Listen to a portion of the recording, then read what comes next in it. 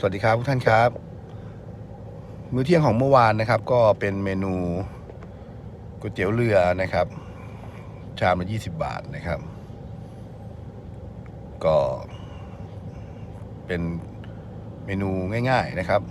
ก็ขายสามารถหาทานได้ตามร้านทั่วไปนะครับเดี๋ยวนี้มีหลายร้านนะครับอันนี้ก็เป็นร้านดังนะครับย่านศรีราชานะครับแล้วก็สั่งเป็นบะหมี่เนื้อมานะครับ3 ถ้วยนะครับอันนี้คือถ้วยแรกนะครับพอดีเมื่อวานยุ่งอยู่นะครับก็เลยไม่ได้ลงคลิปเท่าไหร่นะครับวันนี้ก็เลยว่าง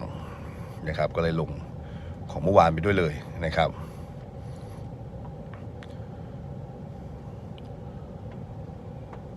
สีสันก็น่าทานนะครับ